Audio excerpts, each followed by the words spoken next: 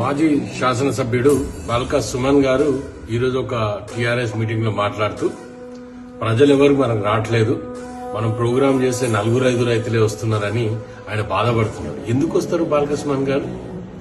ఏం సాధించారని వస్తారు మీరు ఏం సాధించారని వస్తారు? ఏ విధంగా మీకు రైతులు ఆదుకున్నారని రైతులు వస్తారు? మీరు ఏ ప్రోగ్రాం చేసినా మీరే చేయాల్సిన అవసరం ఉన్నది. ఎట్ ద సేమ్ టైం నేను ఒకటే చెప్తున్నా, నువ్వు అంటున్నావు ఏదో మిలిటెంట్ ఆపరేషన్ చేయాలి, ఆ ఆపరేషన్ చేయాలి, ఈ ఆపరేషన్ చేయాలి. బిడ్డ ఈపు చింతపండు అవుతుంది, ఏం మజాక్ అవుతుంది అనుకున్నావా? హింస ప్రేరేపిస్తావా? ఒక మాజీ శాసనసభ్యుని ఉండి రాష్ట్రంలో శాంతి భద్రతలు కోరుకోవాల్సిన అవసరం ఉన్నది. నువ్వు ఏ పార్టీ అయి ఉండొచ్చు కాక, కానీ మినిమం రెస్పాన్సిబిలిటీ ఉండాలి కదా ఒక మాజీ శాసనసభ్యునిగా.